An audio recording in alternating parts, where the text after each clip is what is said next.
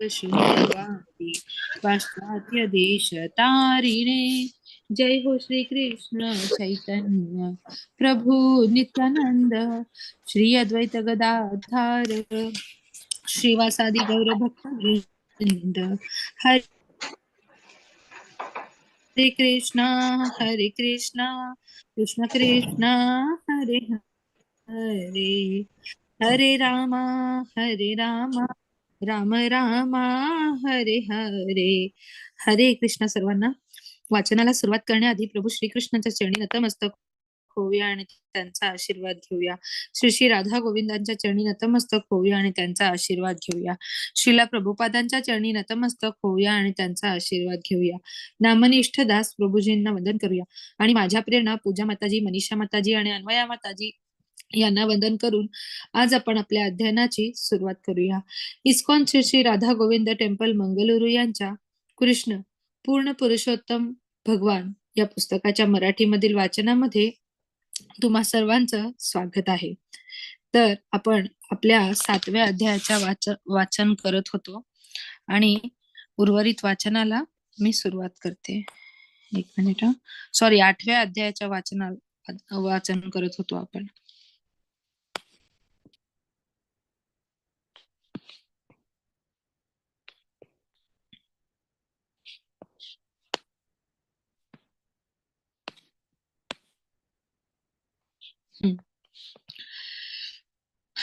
त्यात त्यांना मोठा आनंद वाटतो. आम्ही आमचे दही आणि लोणी कोठेही ठेवले तरी ते चोरी करतातच. तुझ्या कृष्ण बलरामांना दया लोण्याची चोरी करताना पकडले तर ते म्हणतात, तुम्ही आमच्यावर उगाच चोरीचा आळ का घेता?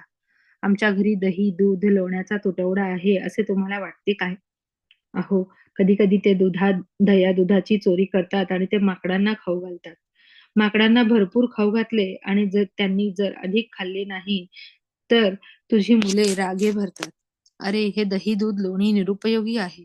माकडे देखील ते खात नाहीत आणि असे म्हणून ते दुधाचे सगळे माठ फोडून टाकतात.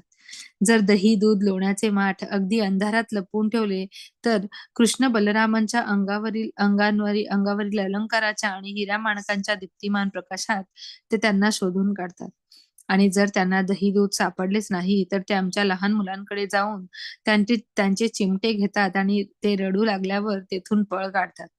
तुम्ही म्हणाल, दही दूध उंच ठिकाणी का ठेवत नाही? अहो, उंच शिंके बांधून जर दुधाचे माठ शिंक्यांवर ठेवले आणि जरी त्यांचे हात पोचत नसतील तरी ते शिंक्यांखाली चौरंग, पाट, उखळ अशा वस्तू रचून अथवा एकावर एक चढवून ते तिथपर्यंत पोहोचण्याचा प्रयत्न करतात. आणि इतके करून जर यश आले नाही तर ते माठाला खालून भोग पाडतात. म्हणून तुझ्या मुलांच्या अंगांवरील रत्नजडित अलंकार काढून घेतले तर ते बरे होईल असे आम्हाला वाटते. गोपिकांचे बोलणे ऐकल्यावर यशोदा म्हणाली, ठीक आहे, मी कृष्णाच्या अंगावरून हिऱ्या माणकांचे सर्व अलंकार काढून घेते, म्हणजे अंधारात लपवून ठेवलेले लोणी त्याला सापडणार नाही. तेव्हा गोपी म्हणाल्या, नको नको, त्याचे अलंकार काढून काय उपयोग होणार? ही मुलेच कोणत्या प्रकारची आहेत ते समजत नाही. अंगावर अलंकार असो नसोत त्यांच्या शरीराची कांतीच एक प्रकारे प्रकाशमान आहे आणि त्या कारणे त्यांना अंधारात देखील सर्व काही दिसत असते. यशोदा माता त्यांना म्हणाली, बरं, तर तुम्ही तुमचे सर्व दही, दूध, लोणी काळजीपूर्वक अगदी त्यांना जाणे शक्य होणार नाही असे लपवून ठेवा. गोपी म्हणाल्या, यशोदा, आम्ही तेच करीत असतो, परंतु आम्ही घरकामात व्यस्त असलो की ही चपळ बालके येतात, गुपचूप घरात प्रवेश करतात आणि सगळी नासधूस करतात आणि यदा कदाचित दही लोणी नाहीच चोरता आले तर रागावून ते सारवलेल्या जमिनीवर मूत्र विसर्जन करतात. कधी कधी थुंकतात. पहा तर खरे, आता तुझे पुत्र कसे लक्ष देऊन ऐकतात ते. दिवसभर आमचे दही लोणी चोरण्याच्या युक्त्या करायच्या हाच त्यांचा उद्योग. ते आता एखाद्या शांत सज्जन मुलासारखे बसले आहेत. जरा त्यांच्या तोंडाकडे लक्ष दे. अशी सर्व गारहाणी ऐकल्यावर जेव्हा यशोदा मातेने श्रीकृष्णांना शिक्षा करण्याचा निश्चय केला तेव्हा तिने श्रीकृष्णांच्या दीनवाण्या मुखाकडे पाहिले आणि तिला हसू आले. ती शिक्षा करण्यास असमर्थ झाली. एकदा श्रीकृष्ण आणि बलराम त्यांच्या सवंगड्यांसोबत खेळत असताना सगळे सवंगडी बलरामांना मिळाले आणि कृष्णांनी माती खाल्ल्याबद्दल यशोदा मातेकडे तक्रार केली. ते ऐकून यशोदा मातेने श्रीकृष्णांचे मनगट पकडले आणि म्हणाली, "कृष्णा, तू एकांत ठिकाणी जाऊन माती का खाल्लीस? हे बघ, बलरामासहित सगळी मुळे तुझ्याबद्दल तक्रार करीत आहेत. माता शिक्षा करतील म्हणून भयभीत होऊन श्रीकृष्णांनी उत्तर दिले, "आई गं, बलराम दादासहित सर्वजण खोटे सांगत आहेत. मी कधीही माती खाल्ली नाही. आज बलराम दादा माझ्यासोबत खेळताना रागावला आणि सगळ्यांना बरोबर घेऊन माझ्याबद्दल खोटेच सांगत आहे.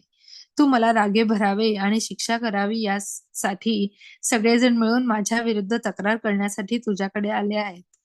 तुला त्यांचे खरे वाटत असेल, तर मी माती खाल्ली आहे की नाही ते माझे तोंड उघडून पहा." यशोदा म्हणाली, "ठीक आहे. तू माती खाल्ली नाहीस ना? मग तुझे तोंड उघडून दाखव पाहू." जेव्हा यशोदा मातेने पूर्ण पुरुषोत्तम भगवंतांना तोंड उघडण्याची आज्ञा केली, तेव्हा त्यांनी ताबडतोब एखाद्या सामान्य बालकाप्रमाणे तोंड उघडले. यशोदा मातेने त्यांच्या मुखातील अखिल सृष्टीच्या ऐश्वर्यांचे दर्शन केले. तिला तेथे अंतरिक्ष, दिशा, पर्वत, द्वीपे, महासागर, समुद्र, वृक्ष, वनस्पती, वायू, अग्नी, चंद्र, ग्रहतारे यांसहित पृथ्वी, उदक, तेज, वायू, आकाश ही पंचमहाभूते तसेच महत्तत्व आणि इंद्रिये, त्यांच्या अधिष्ठात्री देवता, देवी देवता तसेच शब्द, स्पर्श, रूप, रस, गंध असे इंद्रिय विषय इत्यादी महत्तत्वांचे सृजन असे सर्व काही दिसले. त्याचबरोबर तिला तेथे प्राकृतिक 3 गुण, अखिल प्राणीसृष्टी, शाश्वत काळ, भौतिक प्रकृती, दिव्य प्रकृती, कर्मे, प्रवृत्ती आणि अखिल सृजनाची विविध रूपे यांचे दर्शन घडले. यशोदेने आपल्या मुलाच्या मुखात विश्वसृजनासाठी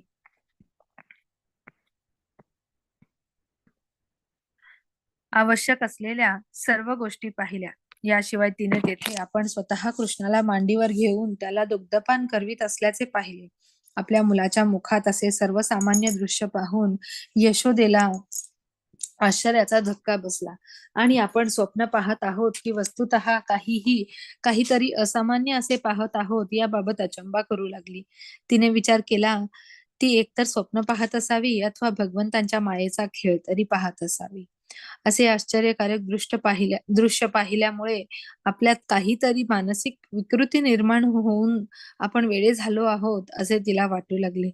अखेर तिने विचार केला, ही माझ्या मुलाला प्राप्त असलेली अचिंत्य सिद्धी असावी आणि म्हणूनच त्याच्या मुखात असे विश्वसृष्टीचे दर्शन करून मी भ्रांत झालेली असेन.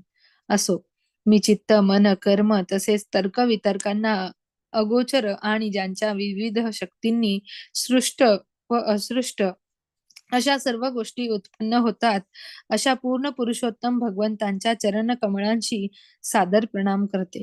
यांच्या शक्तींमुळेच देहात्मा, संकल्पना आणि शारीरिक अस्तित्वाचा प्रत्यय येत असतो. ती पुढे म्हणाली, ज्यांच्या मायाशक्तीच्या प्रभावाने मी नंद महाराजांना माझे पती आणि कृष्णाला माझा पुत्र समजते, तसेच नंद महाराजांची सर्व धनसंपत्ती माझी असल्याचे समजते आणि सर्व गोपिकांना माझी प्रजा समजते, त्या भगवंतांना मी सादर प्रणाम करते.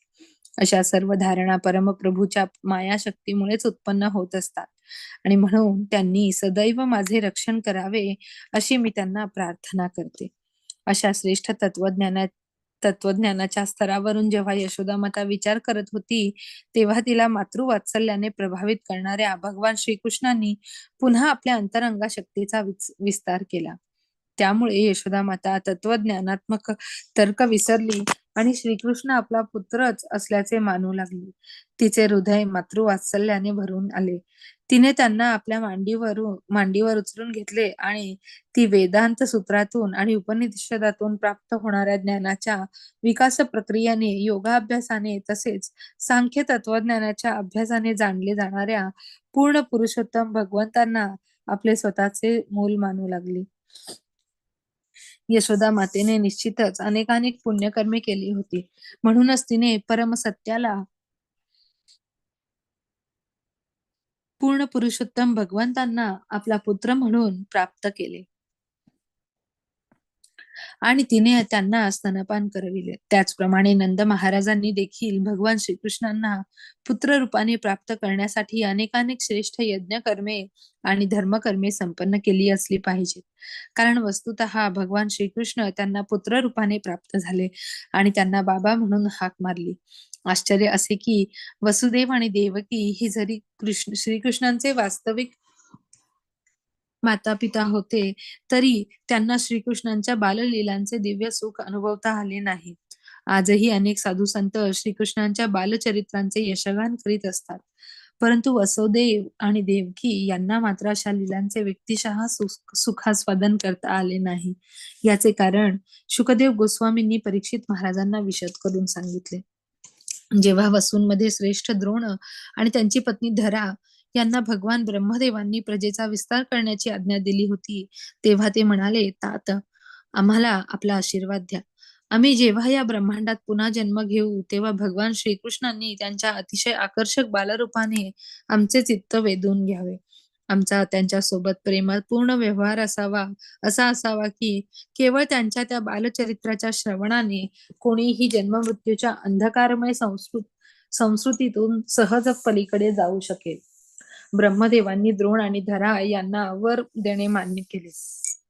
तेच द्रोण वृंदावनात नंद महाराज म्हणून प्रकट झाले आणि धरा नंद महाराजांची पत्नी म्हणून प्रकट झाली.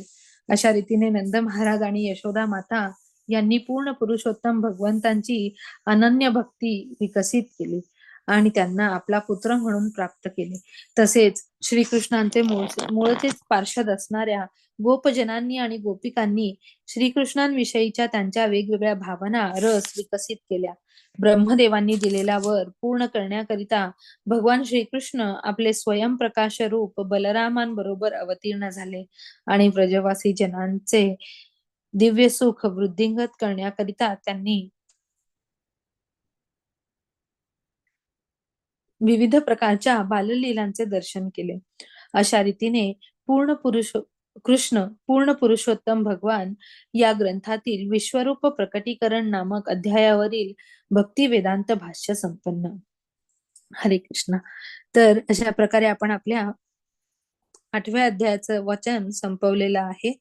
सुरुवात करूया आपल्या 9व्या अध्यायाच्या वाचनाला. अध्याय 9वा, उखळ बंधन. एकदा यशोदा माता आपली दासी वेगवेगळ्या घरकामात व्यस्त असल्याचे पाहून स्वतःच दही मंथन करू लागली. दही मंथन करते वेळी तिने श्रीकृष्णांच्या बाललीलांची गीते गायली आणि आपल्या मुलांच्या स्मरण सुखाचा आनंद घेतला. दही घुसळत असताना तिच्या साडीचा पदर कमरेला घट्ट बांधला होता. आपल्या मुलांबद्दल स्नेहाधिक्यामुळे तिच्या स्तनातून आपोआप दूध पाझरू लागले होते आणि दोन्ही हातांनी रविदोर ओढताना ते खाली ओघळू लागले व तिच्या हातातल्या चोड्यांचा व कंकणांचा एकमेकांच्या घर्षणामुळे मधुर आवाज होत होता. तिच्या कानातील कुंडलांचे आणि स्तनांचे संचलन होत होते. श्रमामुळे तिच्या मुखावर श्वेदबिंदू चमकत होते. तिच्या केसातील मालतीची वेणी रसलखित होऊन तिच्यातील फुले भूमीवर विखुरली होती. अशा सुंदर दृश्यात बाळकृष्ण तेथे उपस्थित झाले. त्यांना भूक लागली होती आणि आपल्या मातेचे प्रेम वृद्धिंगत करीत त्यांनी तिला दही मंथनापासून थांबवण्याचा प्रयत्न केला. त्यांना वाटत होते की मातेने प्रथम आपल्याला दूध पाजावे आणि त्यानंतर दही मंथन करावे. यशोदा मातेने आपल्या मुलाला मांडीवर घेतले आणि त्याच्या मुखात स्तन दिला. श्रीकृष्ण स्तनपान करीत असताना ती त्यांचे सौंदर्य न्याहाळून पाहू लागली आणि तिच्या मुखावर स्मितहास्य झळकू लागले. आपल्या मुलांचे अनुपम मुख सौंदर्य पाहून ती अपार सुखाचा अनुभव करू लागली. अचानक चुलीवर तापत ठेवलेले दूध अधिक उकळू लागल्याने उतू जाऊ लागले.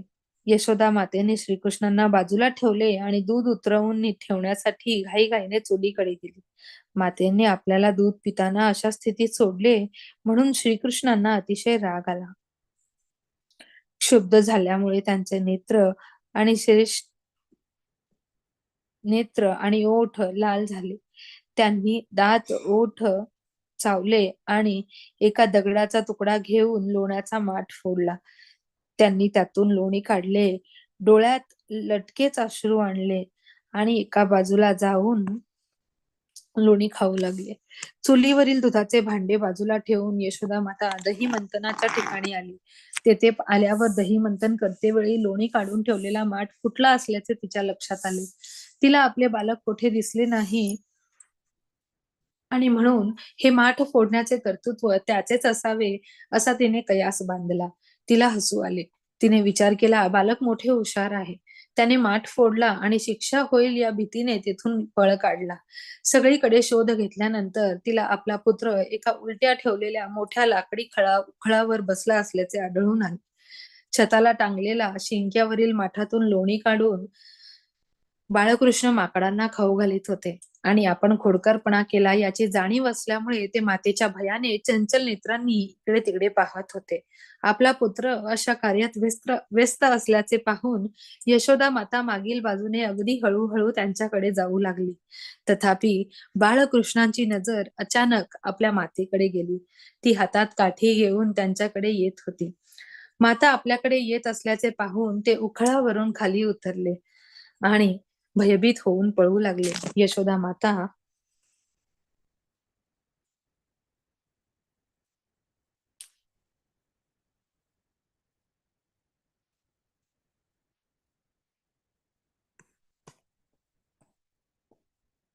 मोठमोठ्या योग्यांना देखील योग समाधीद्वारा दुर्लभ अशा पूर्ण पुरुषोत्तम भगवंतांना पकडण्याचा प्रयत्न करीत सर्वत्र त्यांच्या मागून धावू लागली. दुसऱ्या शब्दात योग्यांना आणि तार्किकांना कधीही प्राप्त न होणारे पूर्ण पुरुषोत्तम भगवान श्रीकृष्ण यशोदा मातेसारख्या अनन्य भक्ताकरिता एका बालकाची भूमिका करीत होते. यशोदा बाळकृष्णांचा पाठलाग करीत होती. तथापि आपली पातळ कंबर आणि मोठे शरीर यांमुळे ती त्यांना सहजासहजी पकडू शकली नाही. परंतु तरीही ती होता होईल तितक्या वेगाने त्यांच्या पाठोपाठ जाऊ लागली. तिचे केस सैल झाले. केसातील फुले खाली गळून पडू लागली. ती थकली होती, तरी अखेर आपल्या खोडकर मुलापर्यंत जाऊन पोहोचली आणि त्याला पकडले. अशा प्रकारे जेव्हा बाळकृष्ण मातेच्या हाती सापडले, तेव्हा ते अगदी रडण्याच्या बेतात होते. ते काजळाने माखलेले आपले डोळे चोळू लागले. जेव्हा त्यांनी समोर उभ्या असलेल्या मातेकडे पाहिले, तेव्हा त्यांचे डोळे भयाने कावरे-बावरे झाले.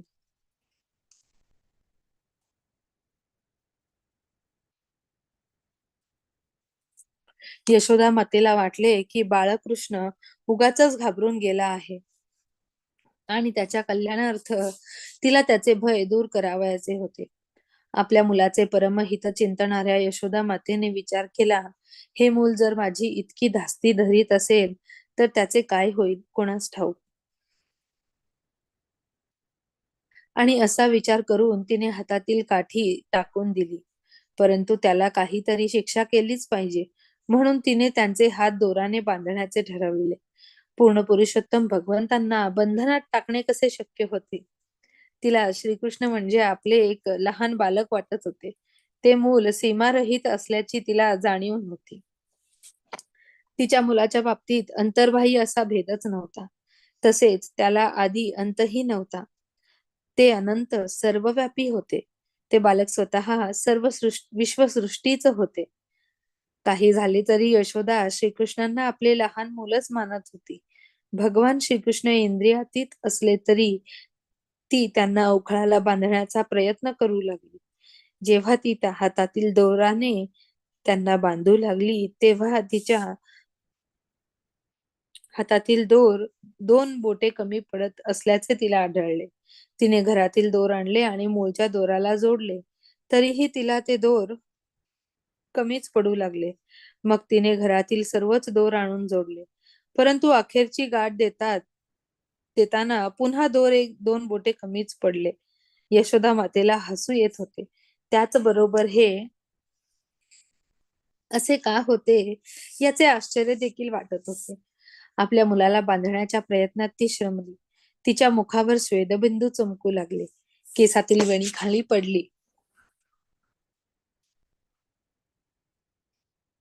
आपल्या मातेला झालेले कठीण परिश्रम श्रीकृष्णांनी पाहिले आणि त्यांना तिची करुणा आली. त्यांनी तिच्याकडून दोराने बांधून घेण्याचे मान्य केले. भगवान श्रीकृष्ण यशोदा मातेच्या घरी बालकाची भूमिका करतेवेळी आपल्या निवडक बाललीला संपन्न करीत होते. अर्थातच पूर्ण पुरुषोत्तम भगवंतांवर कोणीही प्रभुत्व गाजवू शकत नाही. एक शुद्ध भक्त स्वतःला भगवंतांच्या चरणकमळांशी समर्पित करतो. मग ते त्याचे रक्षण करोत अथवा त्याचा निपात करोत.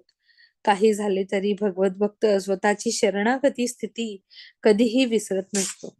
त्याचप्रमाणे भगवंत देखील आपल्या आश्रित भक्ताच्या रक्षणात स्वतःला पूर्णपणे समर्पित करण्यात दिव्य सुख अनुभवतात आणि हे तथ्य श्रीकृष्ण आपल्या मातेला शरण जाण्याच्या प्रसंगावरून प्रमाणित होते. भगवान श्रीकृष्ण आपल्या भक्तांसाठी सर्व प्रकारच्या मुक्तींचे परमप्रदाता आहेत. परंतु यशोदा मातेला प्राप्त असलेल्या वरदानाचा अनुभव भगवान ब्रह्मदेव, भगवान शिव किंवा सौभाग्याची देवी साक्षात लक्ष्मी हिला देखील कधी करता आला नाही. नंद महाराज आणि यशोदा यांचे पुत्र म्हणून सुविख्यात असलेले पूर्ण पुरुषोत्तम भगवान श्रीकृष्ण हे योग्यांना अथवा तार्किकांना कधीही पूर्णपणे जाणता येत नाहीत. परंतु ते त्यांच्या भक्तांना मात्र सहज सुलभ आहेत. तसेच योग्यांना आणि तार्किकांना ते आनंदाचे परम भांडार आहेत याचीही जाणीव होत नाही. यशोदा मातेने आपल्या पुत्राला दोराने उखळाला बांधले आणि ती घरकाम करू लागली. बाळकृष्ण समोर अंगणातील 2 वृक्षांकडे पाहत होते.